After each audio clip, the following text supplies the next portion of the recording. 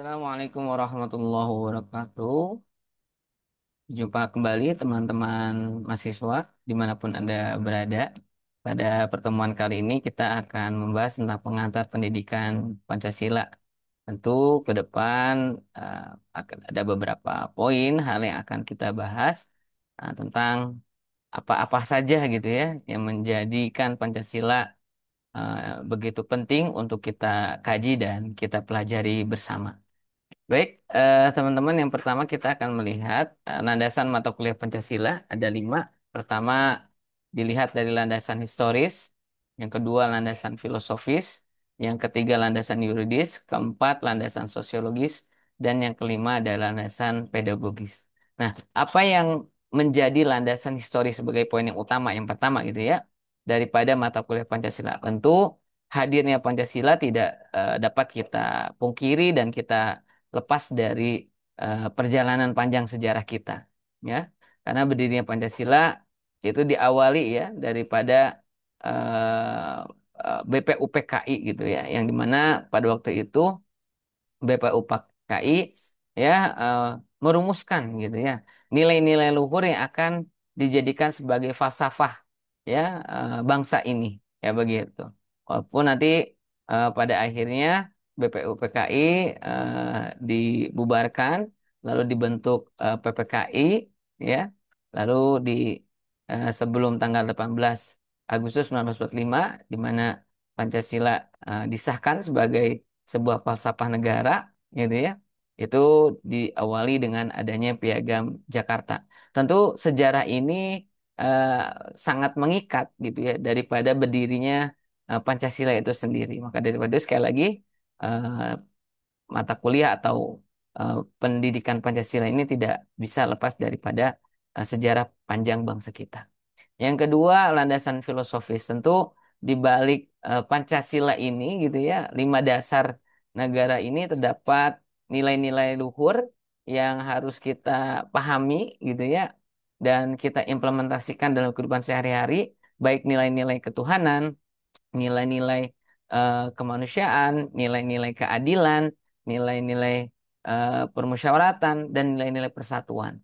Nah, nilai-nilai ini dibingkai gitu ya, dan diperjuangkan serta diimplementasikan dalam kehidupan bermasyarakat, sehingga masyarakat ini menjadi masyarakat yang luhur gitu ya, negaranya juga jadi negara yang adil dan makmur gitu ya.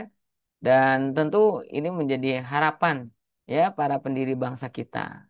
Yang dimana dari harapan para pendiri bangsa kita ini yang harus kita perjuangkan sebagai penerus ya, generasi penerus bangsa Indonesia. Nah, lalu yang ketiga adalah landasan yuridis ya. Tentu landasan yuridis atau perspektif hukum ya dalam mata kuliah Pancasila sebagaimana Undang-Undang Nomor 12 tahun 2012 mengatakan bahwasanya mata kuliah Pancasila adalah mata kuliah wajib gitu ya pada tingkat perguruan tinggi. Maka daripada itu tadi di awal kalau misalnya ada teman-teman mahasiswa yang menanyakan kenapa harus belajar Pancasila dari SD, SMP, SMA, bahkan ketika sudah kuliah masih belajar Pancasila ya. Karena ini adalah menjadi mata kuliah wajib gitu ya. Jadi karena ini mata kuliah wajib dalam rangka untuk menumbuhkan, menjaga dan merawat nilai-nilai Pancasila pada setiap warga negara, maka diajarkan ya seperti itu.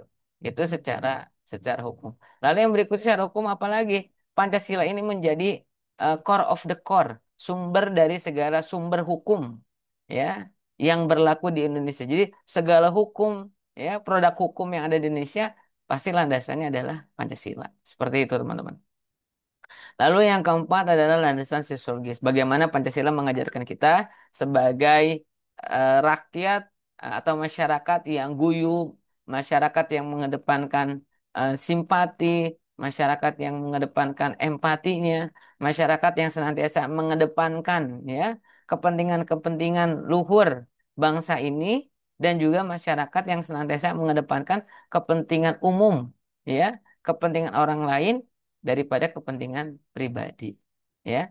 Lalu yang kelima ada landasan pedagogis. Tentu Pancasila ini bukan hanya perkara yang harus dihafal ya, tapi juga perkara yang harus dipahami gitu ya, dan juga diamalkan. Nah, maka daripada itu, setiap ya jenjang pendidikan itu pasti mempelajari yang namanya mata kuliah atau mata pelajaran Pancasila. Oke. Lalu yang berikutnya ada kerangka konseptual Pancasila gitu ya. Di sini ada 6 kerangka konseptualnya. Yang pertama, Pancasila sebagai dasar negara, gitu ya. Maka dari itu tadi awal saya katakan Pancasila adalah sumber dari segala sumber hukum yang berlaku di negara kita. Ya, ketika ada lembaga yang ingin berdiri di Indonesia, maka landasan atau pijakan utamanya adalah Pancasila. Kalau negara ingin membuat kebijakan, aturan, undang-undang, maka landasannya juga harus eh, Pancasila, gitu ya. Nah, lalu yang kedua adalah Pancasila sebagai ideologi negara gitu ya.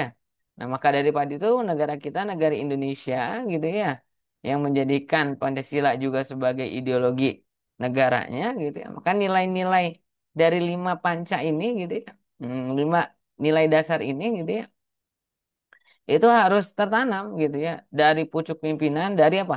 Dari presiden sampai ke rakyatnya. Kayak begitu.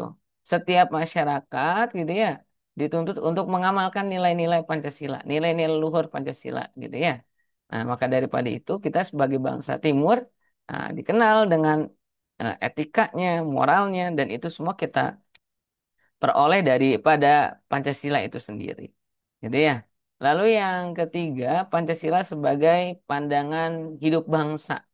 Itu. Jadi kalau tadi kita berbicara secara personal, berbicara secara masyarakat gitu ya, atau rakyat. Nah, sekarang bagaimana Pancasila dapat menjadi nilai luhur gitu ya dalam pandangan hidup bangsa. Jadi artinya karena kita ini adalah masyarakat dunia ya, bagian daripada masyarakat dunia, bukan hanya masyarakat di bagian terkecil di lingkungan atau wilayah kita, tapi kita juga adalah masyarakat dunia.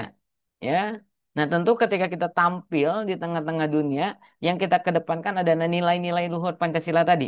Ya, nilai-nilai religiositasnya, nilai-nilai persatuannya, nilai-nilai kemanusiaannya, nilai-nilai kemusyawaratannya, kemufakatannya gitu ya. Dan nilai-nilai keadilan itu yang harus harus timbul, harus muncul teman-teman gitu ya. Makanya kalau kita lihat ya, bagaimana gerak langkah bangsa ini, ya, keberpihakan bangsa ini terhadap warga Gaza, ya, terhadap apa yang terjadi di Palestina. Itu menunjukkan gitu bahwasanya bangsa kita adalah bangsa yang mengutuk keras, gitu ya, adanya penjajahan. Ya, kenapa? Karena dalam undang-undang dikatakan karena penjajahan itu tidak berperi kemanusiaan dan pri keadilan, gitu ya. Nah, oleh karena sebab itu penjajahan di atas dunia harus dihapuskan. Dan ingat ya, apa yang terjadi di Palestina itu bukan hanya sebatas penjajahan, tapi juga genosida. Oleh karena itu Indonesia hadir, gitu ya, sebagai masyarakat bangsa yang ikut andil, ya, mengambil peran, gitu ya.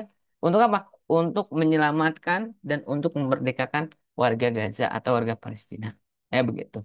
Lalu yang keempat Pancasila sebagai jiwa kepribadian bangsa, gitu ya, menjadi way of life gitu ya dalam dalam kehidupan kita sehari-hari. Lalu yang kelima Pancasila sebagai falsafah hidup gitu ya sebagai pandangan hidup dan landasan kita hidup gitu ya bersosialisasi dan sebagainya bermasyarakat gitu ya.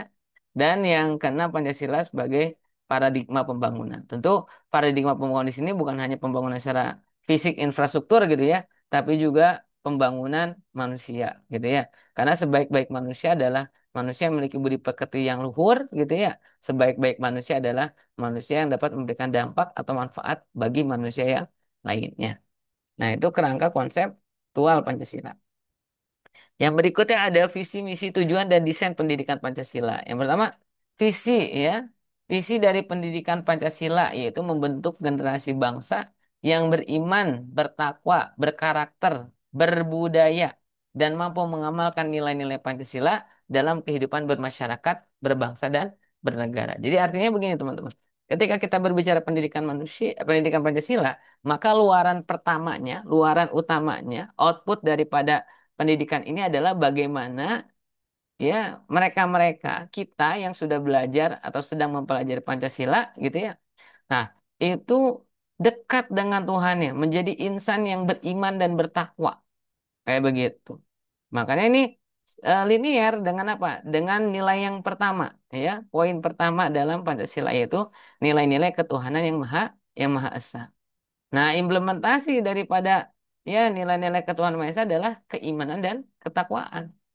Nah, nanti buat turunannya adalah tentang kemanusiaan, tentang keadilan. Karena begini, nggak mungkin kita bisa berjuang ya mengatasnamakan keadilan kalau tidak ada nilai-nilai ketuhanan di dalamnya. Kira begitu. Nggak mungkin kita berbicara tentang kemanusiaan keadilan gitu ya. Kalau misalnya tidak ada nilai-nilai keimanan di dalamnya. Maka daripada itu, yang pertama dan utama yang harus dipupuk adalah nilai-nilai religiusitasnya. Poin pertama, ketuhanan yang Maha Esa.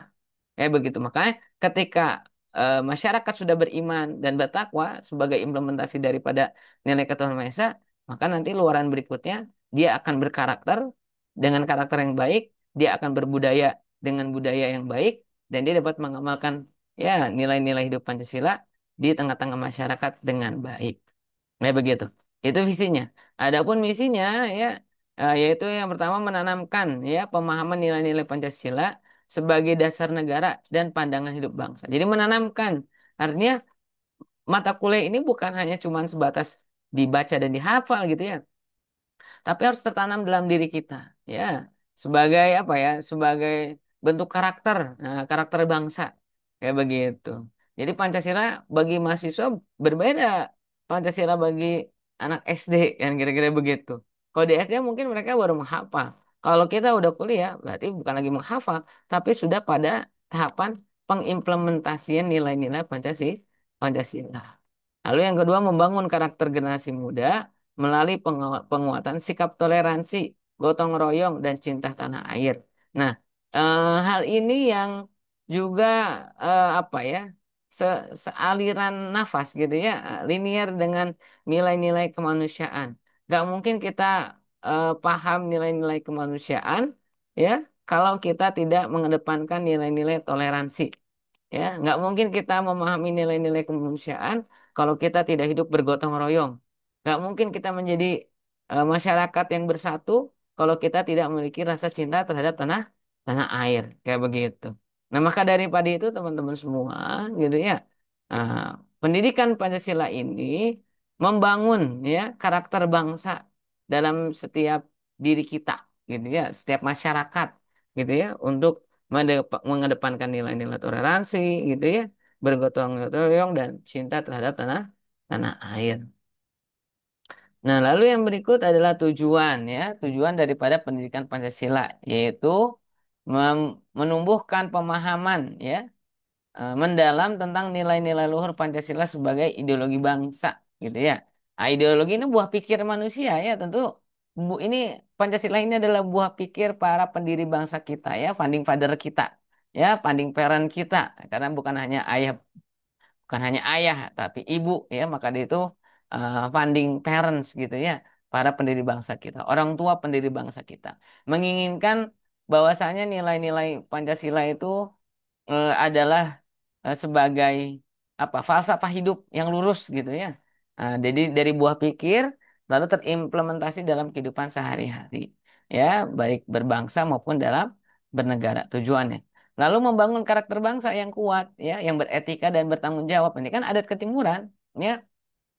Sebagaimana kita sebagai rakyat Indonesia yang dikenal dengan adat ketimurannya, maka yang dikedepankan adalah bagaimana buah daripada pembelajaran Pancasila ini kita memiliki karakter yang kuat. Yaitu apa? Karakter yang beretika dan bertanggung jawab, gitu ya. Tidak lepas tangan, ya. Tidak ada istilah lempar batu sembunyi tangan, gitu. Nggak ada istilah dia yang makan buahnya, kita yang kena getahnya. Nggak begitu. Gitu ya. Kita ini lahir dari rahim para patriot, para pejuang gitu ya, yang senantiasa bertanggung jawab atas apa yang telah kita kerjakan, bertanggung jawab atas apa yang kita lakukan gitu ya. Dan ini adalah buah daripada etika itu sendiri. Menghormati yang lebih tua, menyayangi yang lebih kecil gitu ya. Jadi sudah nggak ada lagi tuh peristiwa-peristiwa yang yang apa yang satir yang negatif yang sering kita dengar gitu ya di media sosial ataupun di apa di lini-lini masa yang lainnya gitu ya. Ya begitu. Maka daripada itu, tujuan daripada pendidikan Pancasila adalah membangun ya nilai-nilai karakter yang kuat ya dan beretika bertanggung jawab gitu ya. Lalu yang terakhir adalah desain ya. Desain pendidikan Pancasila mencakup kurikulum, metode, strategi yang diimplementasikan dalam sistem pendidikan formal maupun pendidikan informal. Jadi artinya ya desain pembelajaran ini ya itu dapat disesuaikan ya dan dapat dilakukan, dapat diimplementasikan baik dalam pendidikan formal maupun dalam pendidikan informal. Baik pendidikan ketika di sekolah maupun pendidikan ketika di rumah. Ya, tentu kalau di sekolah ya jelas tugas guru gitu ya, warga atau masyarakat sekolah gitu ya, untuk mendepankan nilai-nilai luhur Pancasila. Kalau di rumah berarti orang tua gitu ya, kakak, adik gitu ya, semua anggota dalam rumah tangga tersebut dapat mengamalkan dan menanamkan nilai-nilai Pancasila. Misalnya apa? Kalau di sekolah ya katakanlah ada pembiasaan sholat gitu ya. Nah, kalau di rumah berarti bagaimana orang tua dapat memberikan contoh pada anak-anaknya untuk melaksanakan peribadatan sebagai kewajiban ya kita selaku hamba atau makhluk Tuhan. Ya begitu. Begitupun dengan nilai-nilai keadilan ya, bagaimana sekolah menerapkan nilai-nilai keadilan gitu ya. Di rumah pun sama, diterapkan, dia ditegakkan nilai-nilai keadilan. Bagaimana keadilan untuk si kakak, bagaimana keadilan untuk si adik ya. Dan seterusnya. Ya, bahkan dalam perkara permusyawaratan itu pun ditarik di dalam rumah tangga. Bagaimana kalau misalnya ada sebuah perkara di rumah, nah orang tua dalam hal ini ayah selaku pimpinannya itu mengajak ya anggota rumah tangga gitu ya, baik ibu, istrinya gitu ya, ataupun anak-anaknya untuk sama-sama bermusyawarah gitu ya, menyelesaikan, memecahkan sebuah perkara sehingga lahirlah yang namanya kemufakatan bersama. Saya kira begitu. Nah, lalu yang berikutnya ada arti lambang ya, arti lambang Pancasila. Yang pertama adalah burung Garuda gitu ya. Yang dimana burung Garuda ini melambangkan kekuatan dan kemegahan ya. Yang diambil dari mitologi kuno Indonesia ya dalam buku Sangsekerta gitu ya tentang burung Garuda ini gitu ya. Nah, burung Garuda ini menggambarkan lambang semangat dan perjuangan bangsa. Kayak begitu. Makanya dulu para pendiri bangsa kita gitu ya, meskipun eh, melawan penjajah dengan bambu runcing, mereka tetap semangat, gitu ya, tetap semangat dalam memperjuangkan kemerdekaan bangsa Indonesia. Karena ada istilah semangat 45, seperti itu ya. Lalu sayap burung Garuda ya terdiri dari 17 helai yang melambangkan tanggal 17. Lalu yang di ekor ada 8 helai yang menunjukkan bulan 8 yaitu Agustus dan di leher ada 45 helai bulu yang melambangkan tahun. Jadi secara keseluruhan gitu ya bulu ya helai bulu yang ada dalam Garuda ini baik yang ada di sayap, di ekor, dan di leher itu menggambarkan ya tentang lahirnya Republik ini. Tepat pada tanggal 17 bulan 8 tahun 1945. Begitu. Lalu di depannya di dadanya ada perisai gitu ya yang melambangkan perlindungan diri ya, yang terdapat 5 simbol, bintang, rantai emas, pohon beringin, ya, kepala banteng, dan padi kapas. Nah, ini memiliki makna tersendiri, ya. Bintang melambangkan cahaya, petunjuk dari Tuhan, ya.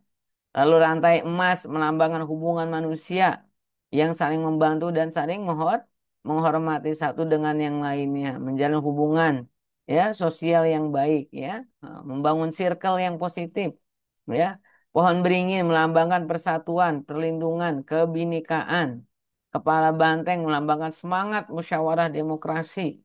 Padi kapas melambangkan kesejahteraan dan kemakmuran yang ingin dicapai oleh seluruh rakyat Indonesia. Ya begitu. Nah, ini nilai-nilai yang terkandung di balik 5 simbol tadi. Ya.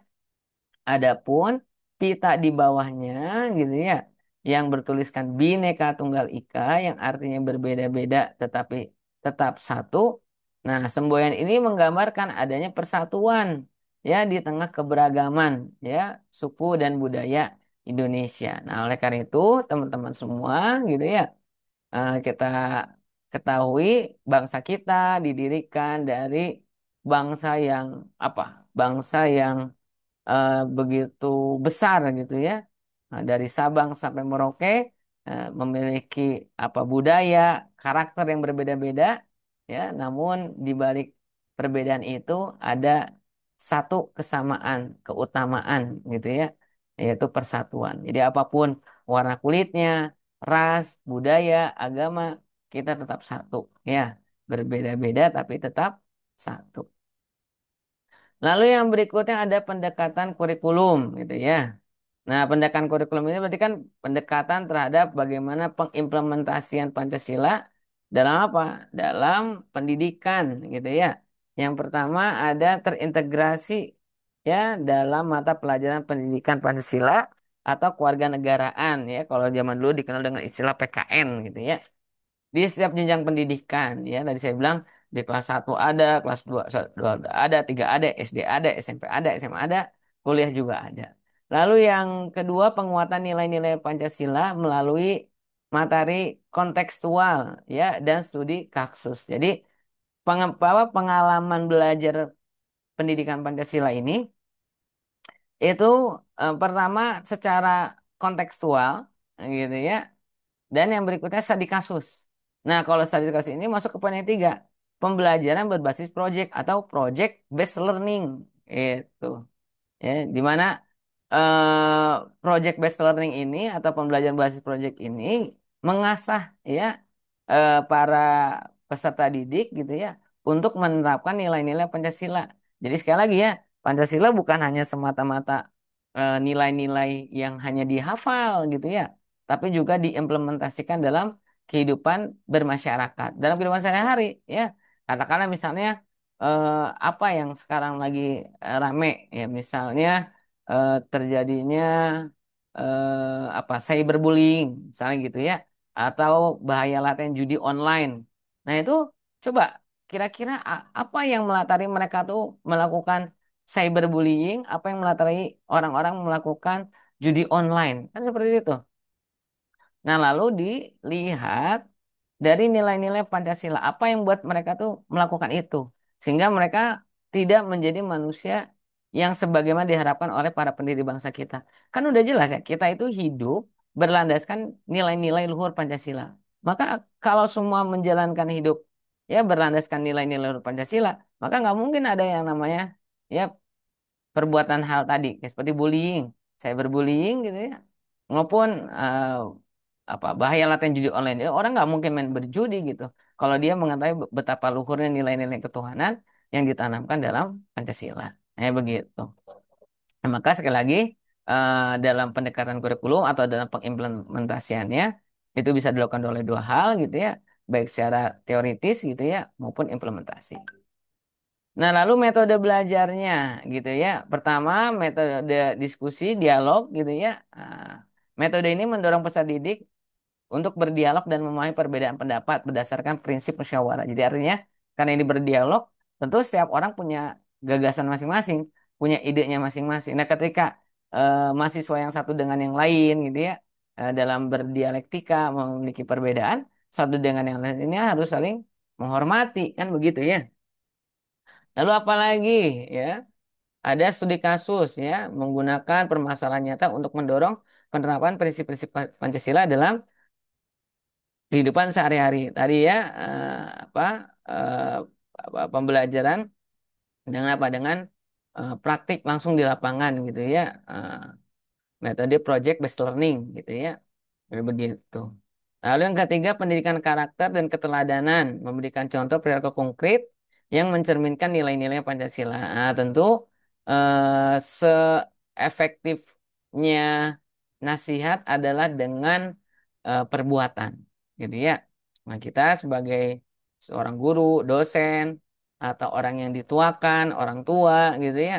Nah, nasihat terbaik adalah dengan contoh. Gitu. Maka sekali lagi Pancasila bukan, wah saya Pancasila. Jangan merasa diri si paling Pancasila, nggak boleh. Tapi kita harus menjadi diri ya yang senantiasa mengimplementasikan Pancasila tanpa harus rame-rame berteriak-teriak, oh saya paling Pancasila. Yang udah-udah kan sama, mengaku, oh saya paling Pancasila. Ujung-ujungnya masuk penjara, gara-gara apa? Korupsi. Berarti kalau gitu Pancasila nggak cuma diucapkan, tapi diimplementasikan dalam kehidupan sehari-hari. Coba lihat koruptor-koruptor. Itu kan mereka semua mengatakan dirinya sebagai orang yang paling Pancasila, si paling Pancasilais. Tapi pada kenyataannya mereka juga yang makan duit rakyat, mereka juga yang mencuri duit rakyat dan sebagainya. Nah, ini yang tidak kita harapkan teman-teman ya gitu ya. Lalu yang keempat ya tadi ya pembelajaran berbasis project gitu ya. Ah, yaitu mengembangkan kerjasama gotong royong dan kreativitas melalui kegiatan kelompok ya karena ini kerja kelompok kerja bersama setiap anggota kelompok yaitu memiliki kontribusi dalam tugas tersebut gitu ya jadi learning based project ini gitu ya atau project based learning ini mengedepankan nilai-nilai keluhuran nilai-nilai kebersamaan gotong royong gitu ya dalam mengerjakan tugas dalam apa menemukan permasalahan sampai dapat mengurai masalah yang terjadi di lapangan.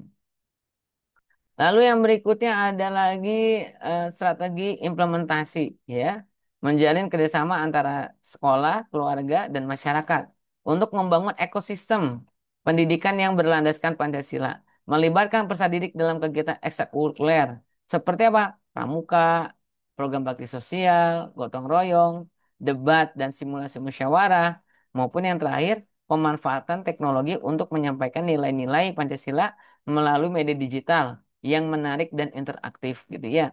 Jadi artinya ya, implementasi nilai-nilai Pancasila banyak caranya teman-teman ya. Nah, tadi nih ya, yang pertama kita lihat nih di gambar, apakah dengan ya kegiatan pramuka gitu ya atau dalam bakti sosial gitu ya. Ah, setiap kita ikut memberikan sebagian daripada uang jajan kita untuk kita berikan kepada mereka yang membutuhkan kegiatan gotong royong. Nah, ini kalau di daerah ya masih ada kerja bakti. Nah, jadi ketika ada kegiatan kerja bakti, ya jangan pada izin, jangan pada kabur gitu. Tapi ikut bersama-sama gitu ya, membersihkan gitu ya lingkungan kita gitu ya. Lalu debat ataupun musyawarah yang terakhir. Nah, karena kita hidup di zaman era globalisasi, nah bagaimana gitu ya media sosial ini ya sebagai media darling dapat kita pakai untuk apa? Untuk menanamkan, menyebarkan gitu ya nilai-nilai luhur Pancasila kayak begitu. Nah, lalu yang berikutnya ada permasalahan yang menunjukkan pentingnya mata kuliah Pancasila. Kenapa sih kita harus mempelajari ya mata kuliah Pancasila? Pertama, karena bahaya radikalisme dan intoleransi ya. Nah, jangankan ya perkara yang jauh gitu ya. Perkara yang dekat saja menjadi intoleransi gitu ya. Kayak misalnya apa tadi? Ada orang yang merasa dirinya si paling Pancasila. Walaupun dalam kehidupan sehari-harinya dia jauh daripada nilai-nilai Pancasila. Menganggap diri saya paling Pancasila. Gitu ya. Kalau ada orang yang berbeda dengan saya, berarti dia tidak Pancasilais lah. Bukannya bangsa ini didirikan dari adanya perbedaan. Ya, bukankah bangsa ini bangsa yang Bhinneka Tunggal Ika?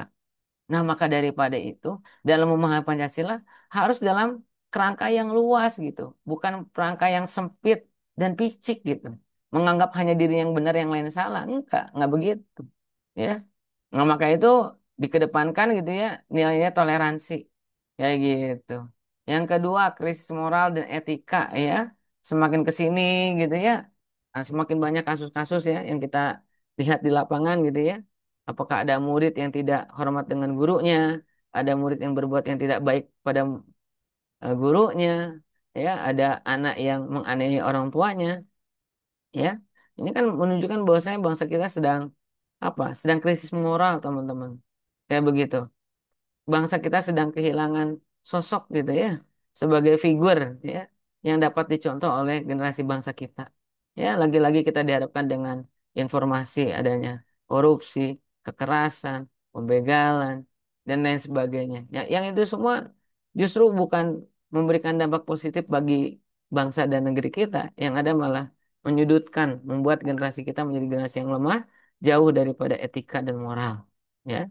Yang ketiga ada sinergitas bangsa dan konflik sosial ya. Tadi saya katakan di awal ya bagaimana apa yang terjadi hari ini di Palestina, bangsa kita tidak berpangku tangan tapi juga ikut ya memperjuangkan kemerdekaan Palestina, bahkan membantu menyalurkan makanan bagi masyarakat di sana gitu ya. Nah, itu menunjukkan gitu ya bahwasanya bangsa kita ikut ya eh, bersinergi ya dengan bangsa-bangsa lain, baik melalui OKI gitu ya dan yang lainnya. Ya begitu. Lalu yang keempat, kurangnya pemahaman sejarah bangsa. Nah, ini yang menarik ya. Nah, karena sejarah itu dipelajari dengan tidak nyaman, sehingga membuat banyak para peserta didik yang ogah belajar sejarah gitu. Kenapa? Karena cara guru menyampaikan sejarah itu tidak menarik gitu.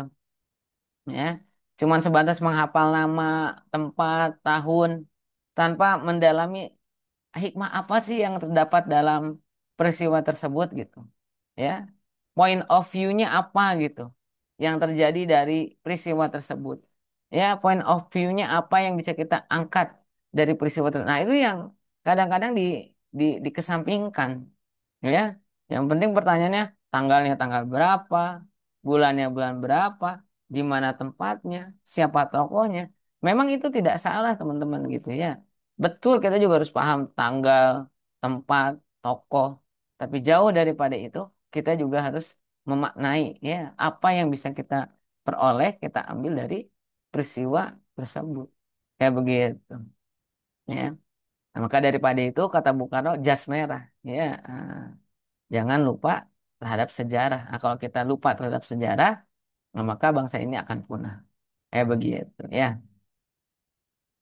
Lalu yang kelima, ketidakadilan sosial ya dan ekonomi ya. Jadi artinya masalah ketidakadilan ya yang hari ini dirasakan oleh banyak pihak gitu ya, sampai ada pelesetannya gitu ya. Keadilan sosial bagi sebagian rakyat Indonesia. Kenapa? Karena mungkin kebanyakan masyarakat Indonesia merasakan adanya ketidakadilan. Kenapa kalau pejabat yang salah itu kayaknya negara abai, itu tenang-tenang aja, nggak ditangkap, nggak dipenjara. Bahkan yang sudah divonis bersalah pun nggak dipenjara-penjara sampai sekarang. Loh, kok bisa? Ya begitu. Sedangkan orang yang maling ayam, maling jemuran, ya Allah ya Rabb. Ya, ya, ya memang mereka juga harus dihukum kayak begitu karena kesalahannya. Tapi jangan jangan kalau sama rakyat kecil kenceng banget gitu. Tapi kalau sama pejabat, apalagi orang-orang yang punya afiliasi dengan apa lembaga negara atau pimpinan negara atau presiden atau wakil presiden, itu abai gitu. Ya, hukumannya ditunda, dinantikan. Kenapa nggak ditangkap? Kenapa nggak dijeblosin langsung ke penjara? Ya begitu, sebagaimana rakyat. Kan ketidakadilan. Begitupun ketidakadilan ekonomi gitu ya. Hari ini yang kaya makin kaya, yang miskin, makin susah. Nggak bisa makan, boro-boro sekolah makan aja nggak bisa, susah. Begitu. Ya. Nah, maka ketidakadilan sosial ini yang akhirnya membuat sebagian masyarakat ya itu merasa nggak penting nilai-nilai mereka. Kenapa? Karena tidak hadirnya nilai-nilai sosial dan ekonomi. Mungkin begitu juga yang dirasakan oleh separatis di Papua gitu ya. Mereka melakukan itu karena meskipun negaranya atau tanahnya subur makmur gitu ya, banyak emas dan sebagainya, tapi rakyat di Papua tidak merasakan sedikit pun gitu ya kemanfaatan dari adanya itu semua. Lagi-lagi yang merasakannya hanya orang-orang yang ada di Jakarta gitu. Makanya ada sentimen tentang Pulau Jawa tuh seperti itu. Begitu. Nah, oleh karena itu nggak penting gitu ya kita mempelajari apa nilai-nilai Pancasila, nilai-nilai luhur, sehingga kalaupun hari ini bangsa kita sedang berantakan, semoga di era kita ke depannya nanti negara ini bisa lebih baik lagi. Ya begitu. Yang keenam adalah globalisasi dan hilangnya jati diri bangsa. Tentu hari ini di mana kita hidup di zaman era natif globalisasi, ya natif digital gitu ya, sumber informasi seliweran ya dapat kita terima, kita akses dengan mudah tanpa ada yang menghalang-halanginya seperti itu. Tentu semakin banyaknya budaya yang masuk ke negara kita ya yang kita pahami, kita ketahui gitu ya. Nah, itu sedikit banyaknya mengikis jati diri bangsa kita. Kita lupa tentang siapa kita lupa kita dari mana gitu ya. Gitu. Apalagi budaya-budaya kita sangat tidak menarik bagi sebagian anak muda ya, sehingga mereka nggak paham mana budaya kita gitu ya, mana budaya luhur kita gitu ya. Justru mereka malah menggandungi budaya-budaya yang datang dari luar ya, baik westernisasi gitu ya dan sebagainya. Kayak begitu. Nah, tentu kita tidak bisa menyalahkan apa ya, tidak bisa menyalahkan zaman ya. Karena memang zamannya udah seperti ini gitu. Tinggal bagaimana tugas kita adalah memahami nilai-nilai luhur bangsa kita gitu ya, sehingga menjadi sebuah kepribadian dalam diri kita. Kalaupun ya ada nilai-nilai budaya dari luar, ya cukup sebagai sebuah pengetahuan aja gitu ya bagi kita gitu ya. Kalaupun kita mau mengimplementasikannya, saya pikir ya selama tidak bertentangan dengan nilai dan norma yang berlaku, nggak ada salahnya. Yang penting jangan sampai kita kehilangan jati diri kita sebagai warga atau masyarakat Indonesia. Nah, yang terakhir yang ketujuh adalah kurangnya kepedulian terhadap demokrasi. Ya begitu. Kan demokrasi itu kan apa? Kalau kata Abraham Lincoln gitu ya, Abraham Lincoln mengatakan demokrasi adalah sebuah sistem pemilihan dari rakyat, oleh rakyat, dan untuk rakyat. Kan begitu. Nah, tapi hari ini yang kita rasakan, yang kita dapatkan, ya pemilihannya, pemilunya iya disebut pesta rakyat. Tapi ketika pejabatnya udah dipilih oleh rakyat, lalu menang, mendapatkan apa yang dia inginkan, sesuai dengan jabatannya, mereka lupa terhadap rakyatnya. Jadi demokrasinya demokrasi yang agak bingung gitu. Gitu ya, sangat paradoks banget gitu. Demokrasi kita gitu ya, tidak sesuai dengan konsepnya kan seperti itu. Nah, begitu. Ya. Nah, negara kita negara demokrasi tapi nggak boleh demo. Ya, kalau demo diintervensi misalnya begitu. Nah, harusnya begini teman-teman gitu ya. Demo itu adalah hal yang wajar di alam demokrasi. Ya, nama juga alam demokrasi, jadi wajar karena setiap orang berhak untuk menyampaikan apa ide pokok dan gagasannya. Yang nggak boleh adalah kalau sampai merusak fasilitas umum kayak begitu. Oh itu nggak boleh gitu. Jadi sebatas menyampaikan pendapat itu hak ya, hak masyarakat. Coba kita lihat ya baru-baru ini kayak misalnya di Jepang. Di Jepang banyak kehadiran orang-orang imigran dari India, dari Afrika. Rakyatnya demo nggak? Rakyatnya demo. Tapi bagaimana tugas pengamanan? Tugas pengamanannya hanya mengamankan gitu. Mengawal proses demonstrasi tanpa harus ada gas air mata dan sebagainya. Mereka hidup dengan tenang, dengan nyaman di alam demokrasi. Jadi demokrasi seperti itu. Ya, bukan membungkam, bukan melarang dan lain sebagainya. Ya, justru demokrasi adalah ya di mana rakyat dibiarkan ya, nggak perlu ada izin gitu. Hanya sebatas pemberitahuan, oh besok kita mau demo, ya udah. Ya berarti tugas pengawalan, ya itu tugas yang sudah ditugaskan gitu ya. Nah, berarti siapa yang tugas untuk mengawal itu? Yang sudah diamanahkan untuk menjaga keamanan di dalam negeri, mengatur bagaimana caranya biar demonstrasi dapat berjalan dengan baik tanpa adanya huru hara dan kerusakan fasilitas umum, ya begitu. Nah, mungkin itu teman-teman yang bisa saya sampaikan untuk perkuliahan kita di hari ini, gitu ya. Semoga ada manfaatnya dan akhirnya kita ketahui bersama ya, mengapa mata kuliah atau mata pelajaran Pancasila senantiasa ada kita pelajari dari SD, SMP, SMA sampai bangku kuliah hari ini, karena dalam rangka merawat, gitu ya, melahirkan, menumbuhkan, menanamkan nilai-nilai Pancasila dalam jiwa kita. Sebagaimana apa filsafat atau nilai-nilai filosofis yang terkandung dalam Pancasila itu sendiri. Baik, mungkin itu hanya itu yang bisa saya sampaikan. Kurang lebihnya mohon maaf. Semoga ada manfaatnya. Saya akhiri. Assalamualaikum warahmatullahi wabarakatuh.